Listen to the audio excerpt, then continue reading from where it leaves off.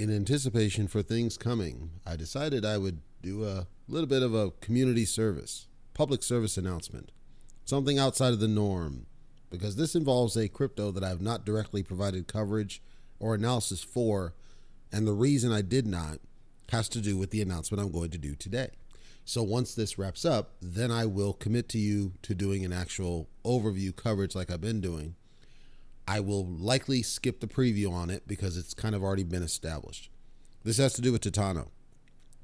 Titano, if you're in Titano, and I'm assuming you're either in it or have watched it if you're listening to this right now, Titano is on the verge of doing their migrations, according to what I'm seeing, that the migration scheduled to take place, I believe it is today, for moving to their V2 contract. And to reiterate why this was necessary, there were some issues with the original Titano situation, and I covered those. Go back in the archives. There were some issues where, because of the way the contract was written, it allowed or enabled, I'll even say enabled, is probably better suited, it enabled them to blacklist a whale and steal his money or her money, whoever it was. This whale had bought in like 16 grand, and then when Titano jumped with the unreasonable spikes, it got to like millions of dollars, millions and millions of dollars. And apparently this whale was dumping out, but not taking profits like regular steady. They were just dumping out. And the Titano team saw this, and because they had not renounced the contract and because the code allowed them to do so, they added a blacklist for this whale's wallet, stole his or her money. They claim they reached out to him to try to make it right. Don't know whatever happened with that. I don't see that it was ever followed up on. Point is, and there were some naysayers, they didn't steal it deep. He was harming the contract deep. At the end of the day, this person put their money in good faith, and they struck it rich. We would not accept this if we were at a casino, which is essentially what crypto has become, unfortunately, where somebody goes in there, puts $1,000 on the poker table, and banks 500,000, and then you get some big muscled handlers coming and taking the person's money. We wouldn't accept that. No, this person put their assumed hard-earned money into the project. They struck it rich, and they should have been allowed to take their money. This is on the Titano devs for screwing the pooch and failing to put whale management mechanics into the contract. They didn't catch it. They failed you, investors. Now, after the blacklist happens, there's a loss of investor sentiment. The price movement starts to stagnate ever slightly. It's still somewhat stable. It is not crapped like Seifu did at the point. But investor sentiment was harmed. There were a number of people that were not happy that this is the way that they treated it. Now the investors on the back end were trying to figure out, well, what do we do now? Because now we've got, apparently any of us could be blacklisted and they could steal our money too, like they stole this person's money. The devs, instead of confronting it and saying, you know what, we made the wrong decision. This was not the right answer. We should not have acted like Jack Dorsey with Trump. We should not have taken the aggressive. What we should have done is XYZ. They didn't do that. Instead, they said, we're going to spin up a V2. The V2 is going to completely renounce it, so we're out of it. So we don't have any say on it. And just basically, get rid of any responsibility to the fact that they failed the investors on V1. However, the new one's going to be renounced. I honestly think this is a mistake. If they're truly going to renounce it, I think it's a mistake, because we've seen when tokens renounce, when they come up with some other problem, they can't fix it because it's renounced. So my gut tells me they're going to probably find some other issue with this thing. And then they're going to say, well, there's nothing we can do. We renounced it, deep, and then pass off the buck again. That's my theory speaking. I have no evidence, but I'm going off track record of what they did the first time, which is they even said on their Medium, so for people calling me a naysayer, you can go to their Medium and read it yourself. They're saying, we are choosing to renounce this because we don't want that responsibility again. Keywords, they don't want the responsibility. They don't want to face the responsibility of making the decision to blacklist a whale. The thing is, they're not accepting the responsibility that they failed the investor community by not catching the fact that the whale was able to do that in the first place. I'm talking the major sellouts. They didn't put, if they did call, quote, anti-whale mechanics, they certainly weren't good enough. And chances are they didn't. I took a look at it. I didn't see any. The bottom line is they should have had whale management because they knew there were going to be whales because of the unrealistic APY. These are common sense things that they chose not to do. Now, I had not done any coverage on Titano, so I can't say if me talking to them would have made any difference. It probably wouldn't have, because ultimately talking to them, I would have focused on the basic core, and the whale would probably not have come into play because I would have just assumed, hey, look, it's fair game. If you got in, you get out, right? Because that's how it's always been. This blacklist is unprecedented, and hopefully it does not become a standard across cryptos. And any crypto listening to me, I will tell you, do not do what Titano did. Do not blacklist a whale who just was smarter than you. Don't do that. Learn from it. Own it to your community and say, we failed you. We're sorry. Now let's rebuild. Or simply say, it's cool. The whale's fair game. He got it. It is what it is. We'll rebuild, and we just got to step up our game in marketing our token, regardless of what we got to do. It's not on the whale. It's on us. So this V2 is now going to come out. They're going to allegedly renounce everything so that they're basically getting rid of all responsibility in the whole thing. So if something does happen this time, they're going to say, well, it's not our fault.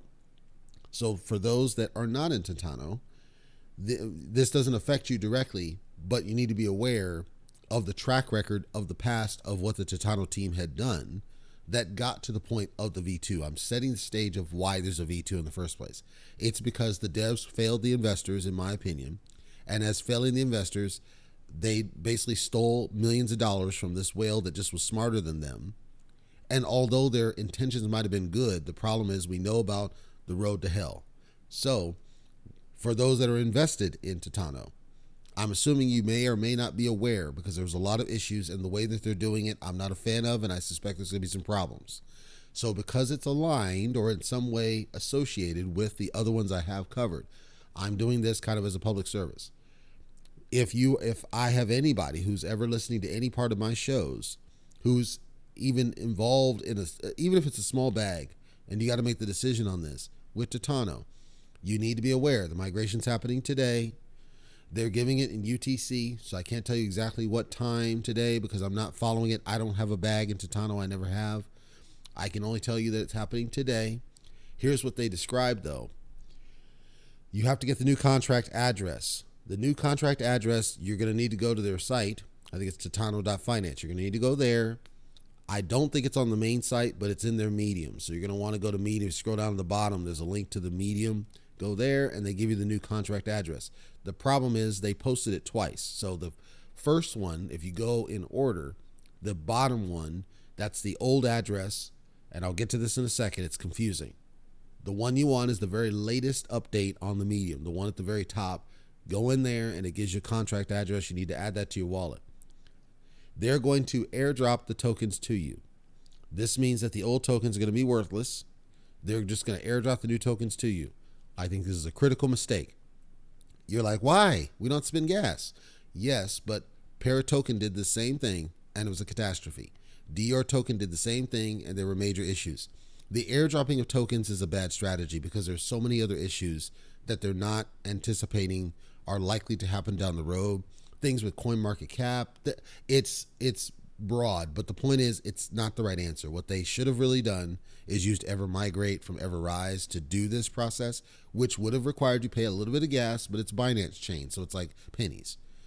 I think they should have done that to clean out the wallet of the old tokens that are worthless, give you the new tokens in place. I believe it would have been a better process. I suspect this airdrop is going to cause some issues. Just know your old tokens are going to stay there, and they're going to be worthless, and you're allegedly going to get the airdrop of the new tokens sent automatically to you. But in order to see them, especially if you're using Trust Wallet, you're going to need to add that contract address to your wallet. If you're using Alpha Wallet, it should automatically show up. If you're using SafePal, I'm pretty sure you're going to need to add it manually. And then other wallets like MetaMask, I'm pretty sure you'd need to visualize it manually. So that is a step you have to take. You have to go in, add the new contract address into your wallet so you can see them when they airdrop them in. Now, I'm going to circle back to what I said before with this whole business. When they do this renounce and they launch this new token, again, I expect there's going to be some issues. CoinMarketCap, I suspect there's going to be some issues there. Price and everything else because they're doing the airdrop. I could get it wrong, but I suspect there's going to be some problems. The second part is after they do this launch, I'll do a basic coverage on the project overall. They don't expect any changes, fundamental changes, other than what they're doing to kind of clean up their mess. But I'll do the fundamental coverage based on the new version of the contract with some of the changes that they talked about with things they corrected in the code and everything else. I don't have any issue with the way the code's going to go in. Like, it feels like the code's going to be fine in V2. I don't have any issues fundamentally from the code perspective. My beef has always been the way that they handled this and the reason for a V2, because as you heard me say, I think V2s are disruptive and you should try to avoid them, and I think this was preventable. They just needed to actually own it.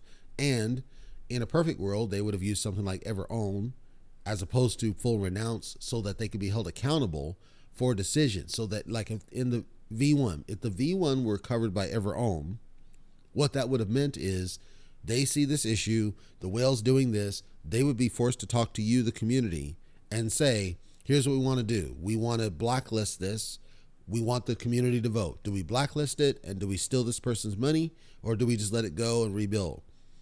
If it's as strong a community as they position themselves to be, my gut tells me that the community would say, no, it's fair game. He got it. He jacked you guys. Then you do another vote that says, okay, we'd like to patch it so that we can't have this happen again and add in some management mechanics. Are you okay with that? Vast majority of the community said, okay. Now you're engaging the community instead of doing a one-side decision. Like, my whole beef with Titano has nothing to do with their project and more to do with the devs and the way that they handle things. The V2 should alleviate some of that, but I think it's going to introduce new problems, because when you renounce ownership, if they do run into another problem with the code that's not caught or some other whale situation or whatever, now they'll just wipe their hands of it and say, oh, nothing we can do, it's renounced. We tried to tell you that. That's what I suspect will happen. I could get it wrong, but track record. What have they done in the past? That's what I've seen. So, call to action if you are in Titano is you need to go to titano.finance and go to the Medium and get the new contract address added to your wallet.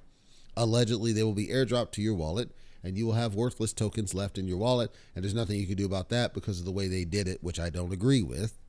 Second, after this all settles a little bit, then we will do a coverage on Titano, finally, now that it's a somewhat cleaner situation after the smoke has settled, and take an overall evaluation. We'll still maintain that we feel that the dev team made critical mistakes in how they handled the thing. And we're still open to having Titano come on the show after we do the coverage. We'll do the invite and we'll share it on social media. If the Titano team wants to come on the show and face the smoke, I would love to hit them with the hard questions of, why did you not choose to engage the community about how you handled this? And why did you steal the money from the person? And do you plan to give them their money back because they earned it? So that's what we got for you. We'll check in on our regular coverage probably next week, I'm thinking. But we will have a couple of additional YouTube uploads that we got going today and possibly tomorrow.